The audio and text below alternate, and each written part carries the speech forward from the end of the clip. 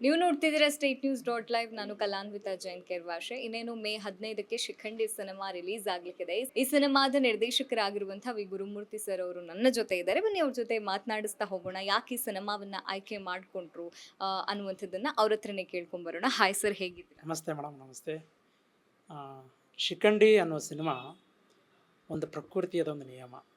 ಅಂದರೆ ಮಹಾಭಾರತದಲ್ಲಿರುವ ಒಂದು ಪಾತ್ರ, ಅದು ಜನ್ಮ ಜನ್ಮಾಂತರದ ಪುನರ್ಜನ್ಮದ ಪುನರಪಿ ಜನನಂ ಪುನರಪಿ ಮರಣಂ ಅನ್ನೋದು ಕಾನ್ಸೆಪ್ಟನ್ನು ಈಗಿನ ಜನ್ರೇಷನ್ಗೆ ಮಂಗಳಮುಖಿಯ ರೂಪದಲ್ಲಿ ಈಗಿನ ಯೂತ್ಗಾಗಲಿ ದೊಡ್ಡವ್ರಿಗಾಗಲಿ ಎಲ್ಲರಿಗೆ ಶಿಖಂಡಿ ಅನ್ನೋದು ಆ ಪಾತ್ರ ಎಂಥದನ್ನು ತೋರ್ಸಕ್ಕೆ ಹೋಗ್ತಿರೋ ಒಂದು ಶಿಖಂಡಿಯ ಒಂದು ಸನ್ನಿವೇಶ.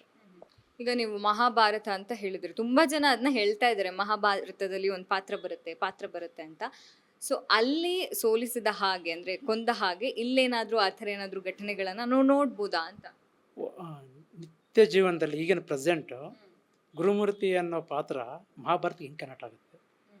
ಈಗ ನಿಮ್ಮ ಪಾತ್ರ ಮಹಾಭಾರತ ಹಿಂಗೆ ಕನೆಕ್ಟ್ ಆಗುತ್ತೆ. ಎಷ್ಟೋ ಲಕ್ಷ ಕೋಟಿ 7 ಕೋಟಿ ಜನ ನಮ್ಮ ಕರ್ನಾಟಕದಲ್ಲಿ ಅವರ ಪಾತ್ರಗಳು ಏನಂತೇಳಿ ಮಹಾಭಾರತ ಓದೋದೇ ಗೊತ್ತಾಗುತ್ತೆ. ಅದು ಕರೆಕ್ಟಾಗಿ ತಿಳ್ಕೊಂಬಿಟ್ರೆ ಮೋಸ ಅನ್ಯಾಯ ನಡೆಯೋದ ಕಮ್ಮಿ. ಆ ಇಂಟೆನ್ಷನಲ್ ಶಿಖಂಡಿ ರೂಪದಲ್ಲಿ ಹೇಳೋಕೆ ಹೋಗ್ತಿರೋ ಕಂಟೆಂಟ್ ಇದು.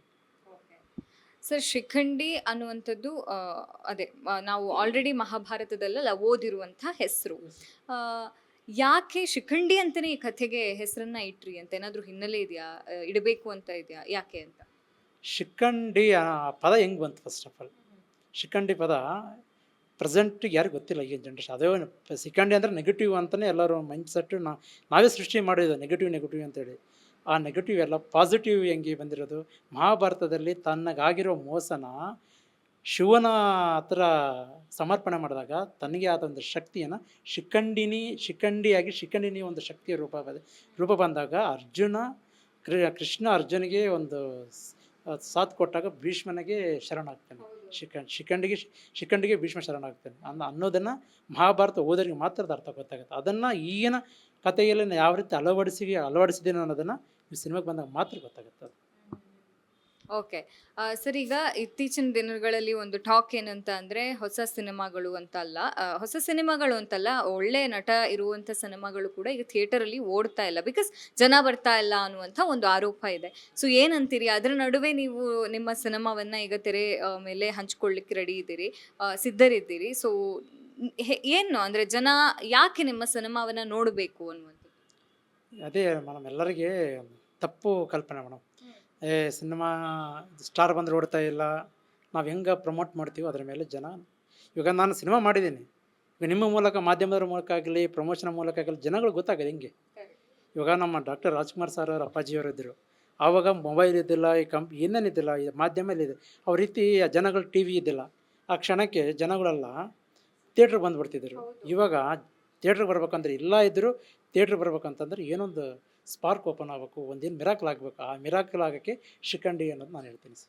ನೈಸ್. ಅಂದರೆ ಆ ಮಿರಾಕಲ್ ಬಹುಶಃ ಶಿಖಂಡಿಯಿಂದ ಆರಂಭ ಆದರೆ ನಮಗೂ ಒಳ್ಳೇದು, ಅಂದರೆ ಇಡೀ ಕನ್ನಡ ಇಂಡಸ್ಟ್ರಿಗೂ ಒಳ್ಳೇದು.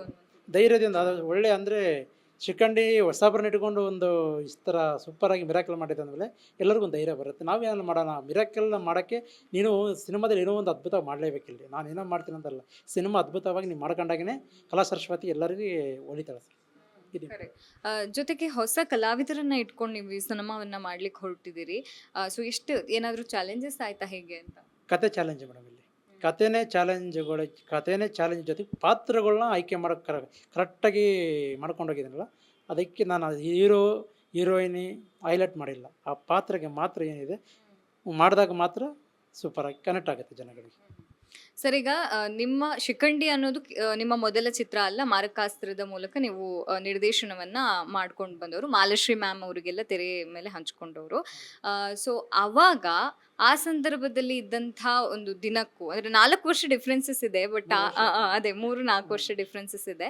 ಸೊ ಆ ಟೈಮಲ್ಲಿ ಇದ್ದಂಥ ಚಾಲೆಂಜಸ್ಗೂ ಈಗ ನೀವು ಪ್ರೆಸೆಂಟ್ ಆಸ್ ಅ ಡೈರೆಕ್ಟರ್ ಆಗಿ ಯಾವ ರೀತಿ ಏನಾದರೂ ಹೊಸ ಚಾಲೆಂಜಸ್ಗಳನ್ನು ಇದು ಮಾಡ್ತಾ ಇದ್ದೀರಾ ಹೇಗೆ ಅಂತ? ಯಾಕಂದರೆ ಈಗ ಸೋಷಿಯಲ್ ಮೀಡಿಯಾ ಅನ್ನುವಂಥದ್ದು ತುಂಬ ಅಗಾಧ ಆಗಿದೆ. ಸೊ ಏನಂತೀರಿ? ತುಂಬ ಚಾಲೆಂಜಿಂಗ್ ಮೇಡಮ್. ಯಾಕಂದರೆ ನಾನು ಕನಸಿನ ರಾಣಿ ಮೇಡಮ್ಗೆ ಆ್ಯಕ್ಷನ್ ಕಟ್ ಹೇಳಿದಾಗ ಹೊಸಬ್ರನ್ನ ಇಟ್ಕೊಂಡು ಮಾಡ್ಬೇಕಂತಂದ್ರೆ ಚಾಲೆಂಜಿಂಗ್ ಇದ್ದಾನೆ, ನಾನು ಪ್ರೂವ್ ಮಾಡಲೇಬೇಕು. ಅಲ್ಲಿ ಮಾಲಾಶ್ರೀ ಮೇಡಮ್ ಇದ್ರು, ಗುರುಮೂರ್ತಿ ಅನ್ನೋದು ಹೆಸರಾಯಿತು, ಎಲ್ಲ ಮಾಡೋಕ್ಕೆ ಹೋಗಂಡೆ. ಅಲ್ಲಿ ನೋಡೋರಿಗೆಲ್ಲ ಮಾಲಾಶ್ರೀ ಅಂತ ಅದಕ್ಕೆ ಹೆಸರಾಯಿತು ಅನ್ನೋದಕ್ಕೆ ಹೊಸಬ್ರನ್ನ ಇಟ್ಕೊಂಡು ಹೆಸರು ಮಾಡಿದಾಗ ನನಗೊಂದು ಅದೊಂದು ಹೆಸರಿನೇ ಬೇರೆ ಬರಬೇಕು ಅನ್ನೋದು ಹೋರಾಟದಿಂದ, ಒಂದು ಶ್ರಮದಿಂದ ಮಾಡಿರೋ ಸಿನಿಮಾ ಇದು. ಸರ್, ಈಗ ಹೊಸ ನಿರ್ದೇಶಕರು ಅಂದ್ರೆ ಹೊಸ ಹೊಸ ಕಲಾವಿದರು, ಹೊಸ ಹೊಸ ನಿರ್ಮಾಪಕರು ಅಥವಾ ಹೊಸ ನಿರ್ದೇಶಕರು ಬರ್ತಾ ಇದ್ದಾರೆ ನಮ್ಮ ಕನ್ನಡ ಇಂಡಸ್ಟ್ರಿಗೆ. ಅಲ್ಲಿ ಸೋಲುಗಳಾಗ್ಬೋದು, ಅದು ಮಾಮೂಲಿ. ಬಟ್ ಏನಂತೀರಿ ನಿಮ್ಮ ಪ್ರಕಾರ? ನಿಮಗೆ ಏನಾದರೂ ನೀವೇನಾದರೂ ಅವರಿಗೆ ಒಂದು ಟಿಪ್ಸನ್ನು ಕೊಡೋದಾದ್ರೆ?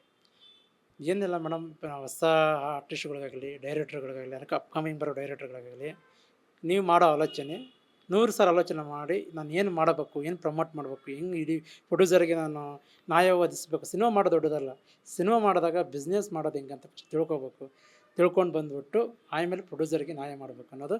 ಆಮೇಲೆ ನೀವು ಡೈರೆಕ್ಷನ್ ರೂಪದಲ್ಲಿ ಹೆಂಗೆ ಪ್ರಮೋಟ್ ಮಾಡಬೇಕು ಸಮಾಜಕ್ಕೆ ಅನ್ನೋದನ್ನು ಅದನ್ನು ತಿಳ್ಕೊಂಡು ಬಂದರೆ ನನಗೆ ಒಳ್ಳೇದಂತ ಅನಿಸುತ್ತೆ. ಸರ್, ನಿರ್ದೇಶಕ ಅಂತ ಅಂದರೆ ಒಂದು ಒಳ್ಳೆ ಮೊದಲನೇ ಈ ಕ್ವಾಲಿಟಿ ಇರಲೇಬೇಕು ಅನ್ನೋದು ಏನು ಅಂತ? ಜವಾಬ್ದಾರಿ ಮೇಡಮ್. ನಿರ್ದೇಶನಕ್ಕೆ ಜವಾಬ್ದಾರಿ ಇರಬೇಕು. ತಾಳ್ಮೆ ತುಂಬ ಮುಖ್ಯ ಇಲ್ಲಿ. ತಾಳ್ಮೆ ಇಲ್ಲ ಅಂತಂದರೆ ನಾವೇನು ಮಾಡೋಕ್ಕೆ ಸಾಧ್ಯನೇ ಇಲ್ಲ ಇಲ್ಲಿ. ಆ ತಾಳ್ಮೆ ಇದ್ದರೆ ನೀನೇನ ಇಡೀ ಪ್ರಪಂಚನ ಗೆಲ್ಬೋದು. ಆ ಪ್ರಪಂಚನ ಹೆಂಗೆ ಗೆಲ್ಲಬೇಕಂತಂದ್ರೆ ಫಸ್ಟು ಸಮಾಜ ಓದಿರ್ಬೇಕು, ತಿಳ್ಕೊಬೇಕು ಅಷ್ಟೇ. ಸರ್, ಈಗ ಮೇ 15ಕ್ಕೆ ಕೊನೆಯದಾಗಿ ಮೇ 15ಕ್ಕೆ ಶಿಖಂಡಿ ಸಿನಿಮಾ ರಿಲೀಸ್ ಆಗ್ತಾ ಇದೆ. ಕನ್ನಡದ ಕಲಾಭಿಮಾನಿಗಳಿಗೆ ಏನು ಹೇಳ್ತೀರಿ, ಏನು ಕರೆಯೋಲೆಯನ್ನು ಕೊಡ್ತೀರಿ ಅಂತ?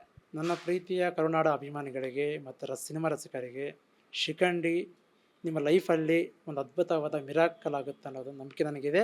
ನೀವು ನನ್ನನ್ನು ಸಕ್ಸಸ್ ಮಾಡ್ತಿರೋ ನಂಬಿಕೆ ಇದೆ. ಸಿನಿಮಾ ನೋಡಿ ಆಚೆ ಬಂದಾಗ ನಾನು ಕೊಟ್ಟಿರೋ ದುಡ್ಡಿಗೆ ಮೋಸ ಇಲ್ಲ ಅನ್ನೋದು ನೀವೇ ನನಗೆ ಒಂದು ಫೋನ್ ಮಾಡಿ ಬೇರೆ ಮೂಲಕ ಹೇಳ್ತಿರೋ ಅನ್ನೋ ನಂಬಿಕೆ ನನಗಿದೆ. ಥ್ಯಾಂಕ್ ಯು ಸರ್, ಒಳ್ಳೆಯದಾಗಲಿ ಸರ್. Thank you. ಇದಾಗಿತ್ತು ಶಿಖಂಡಿ ಸಿನಿಮಾದ ನಿರ್ದೇಶಕರ ಜೊತೆಗಿನ ಮಾತುಕತೆ. ಕ್ಯಾಮ್ರಾ ಪರ್ಸನ್ ವೆಂಕಟೇಶ್ ಜೊತೆ ನಾನು ಕಲಾನ್ವಿತಾ ಜೈನ್ ಕೆರ್ವಾಶೆ, ಸ್ಟೇಟ್ ನ್ಯೂಸ್ .live ಬೆಂಗಳೂರು.